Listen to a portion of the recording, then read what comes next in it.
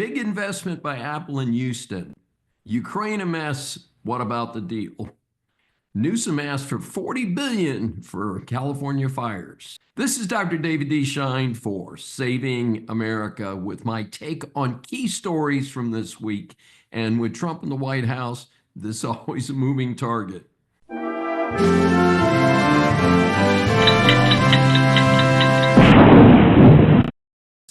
Big investment by Apple right here in Houston, Texas.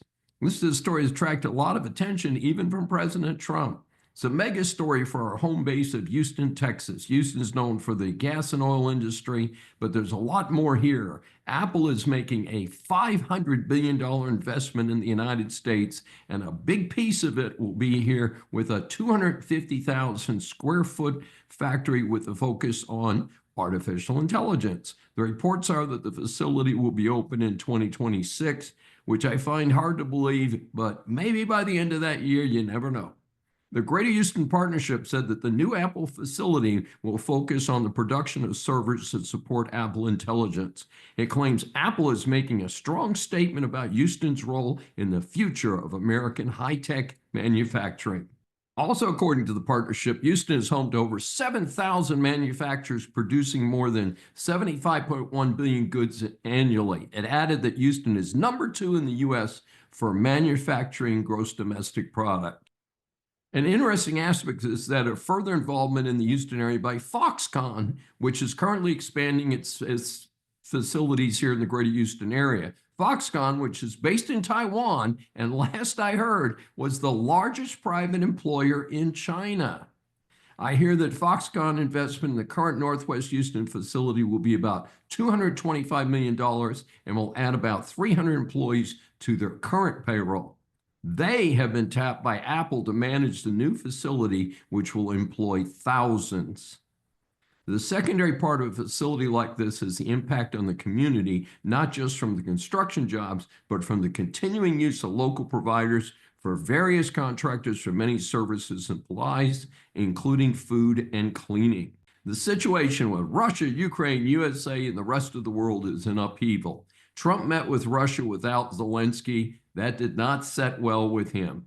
The administration then doubled down with unkind statements by Trump about Zelensky, referring to him as some kind of a dictator. Then the U.S. failed to sign on to a UN resolution that Russia was the aggressor in the 3-year war between Ukraine and Russia.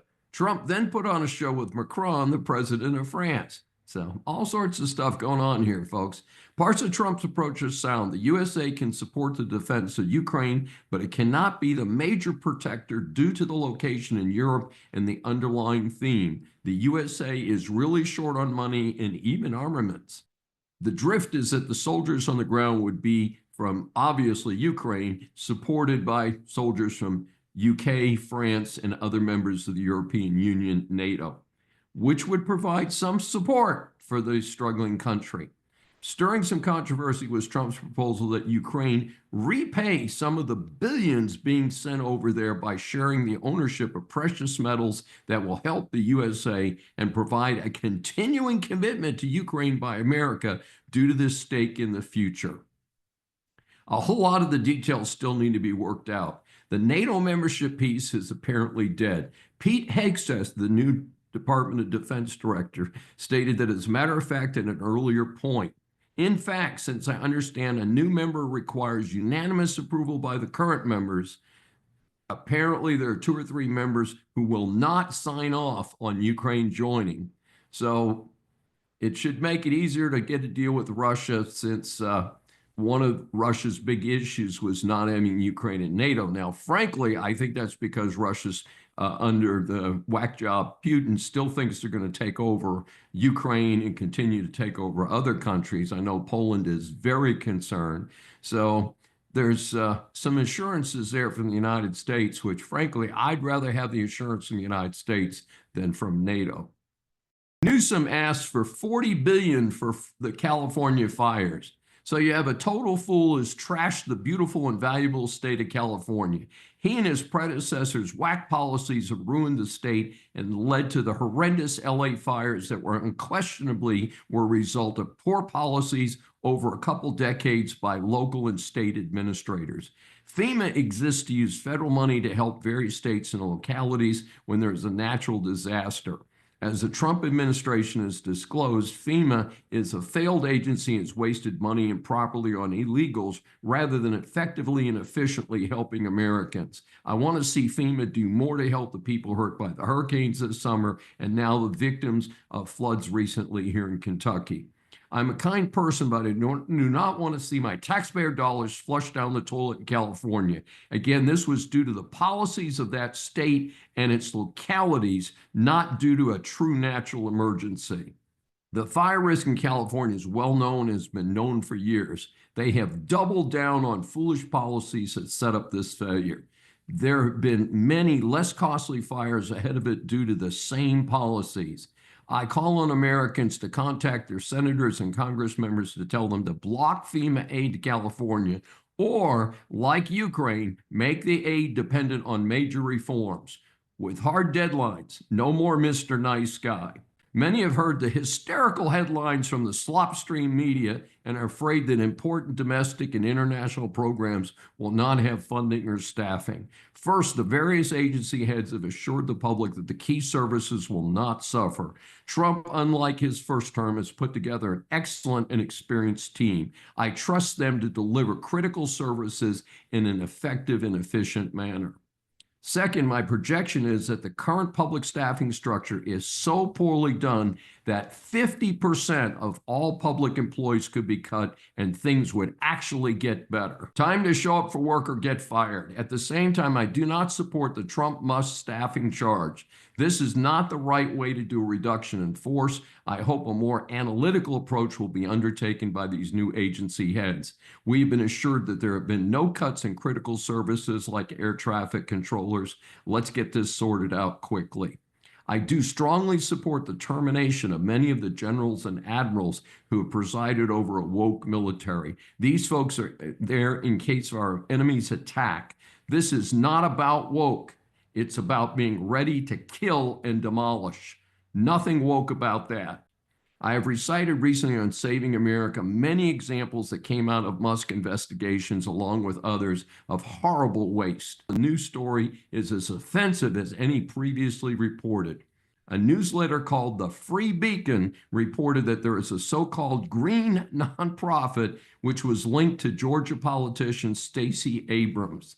It is called Power Forward Communities. The report says that this thing showed just $100 revenue in 3 months. But then the Biden administration awarded it $2 billion to help install solar panels, EV chargers, and other green tech in April of 2024. Right, a new op that only raised $100 is getting a grant of $2 billion of your and my tax dollars. The interesting part is that the $2 billion meant for Abrams Group plus another $18 billion in taxpayer-funded so-called greenhouse gas reduction grants for other operations was parked in an account at Citibank.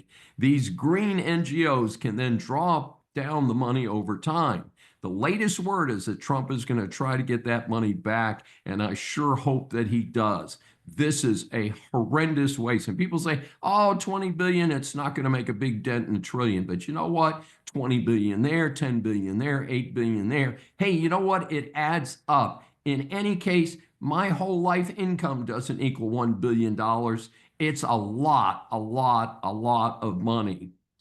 In a report from multiple sources, even the far left Washington Post, the Palestinian Authority security forces in control of the West Bank area of Israel, and yet they appear to be as guilty as Hamas and cannot be trusted to be a self-governing operation. There have been multiple attacks on Israelis and others, yet somehow our tax dollars are being sent to this operation. Why? Even if we had the money to waste, which we certainly do not, why would you send it to this dangerous and failed operation? I do not think there can be peace in the Middle East while this operation and Hamas are operating anywhere near Israel. In Trump's first administration, aid to this failed operation was halted, but then the fools pulling the strings for the Biden administration allowed the money to flow again. The story was that this operation would eventually govern Gaza and things would be better. What a stupid approach. So Biden's administration gave money to people who killed innocent Israelis. How could that have happened? Certainly, I support pulling that funding permanently. Trump has again frozen the funding for the PASF. Remember that when you hear people crying about the sudden ending of some funding, this is the kind of abusive waste that's being addressed. Even successful operations are cutting staff. Starbucks announced plans to lay off 1,100 corporate employees globally. The announced plan is to reduce overhead. Folks, this is how the private sector operates. We have to now run the U.S. government the same way or be taken over by more efficient countries. These layoffs were announced by Starbucks' new chairman and CEO, Brian Niccol. The purpose is to increase efficiency and reduce complexity. Hey folks, sound like how we should be approaching the current bloated and inefficient federal government? Joann's, the 82-year-old popular fabric and art supply chain, has been struggling. Last year, the company went into Chapter 11 bankruptcy, which is called a reorganization. Under the plan, they hope to close some non-performing stores and get some new financial help. Apparently, things did not work out, and they again filed for Chapter 11 in January of this year. The plan was to keep the stores open and work things out. Well, that did not happen. Later, it was to close 500 of the 800 stores. Then there was a bankruptcy auction. That was held in late February, and a company called G.A. Joann Retail Partnership, which is a subsidiary of asset disposition company GA Group, was the winning bidder and will now oversee the complete liquidation of Joann's remaining operations. This is still subject to bankruptcy court approval. The Fast Company article noted that this bankruptcy has a wider impact. It stated that Joann's has been a go-to retailer for crafters, quilters, and sewing enthusiasts for decades. As we have reported almost weekly here on Saving America about the closing of brick and mortar store chains, times are changing and it is tough. Further, many seamstresses and craft folks would have meetings at their local Joann's stores. Times are changing, sadly, and not for the better in many cases. I want to give a shout out to Bolt House Farm. Because of the way their salad dressing is made, I prefer it due to its low fat, lower sodium, and lower calories while preserving the various popular flavors. Well, I was disappointed with one of their dressings recently. I went to the website and found it was relatively easy to email them. That's not true for many companies. Now, they asked for a lot of specific details on the product, but that makes sense so they could identify the specific product and how it was produced. Even more amazing, they responded to my email with a very nice response in less than 24 hours. Other companies should take note since generally customer service is totally awful these days. I, for one, plan to stop using those companies that cannot cooperate with the consumers when they have a legitimate issue. This is Dr. David D. Schein. Thanks for joining me for this special edition of Saving America. Be sure to subscribe on your favorite site. Remember, we always welcome comments from our growing audience. You can contact us at ClaremontManagementGroup.com.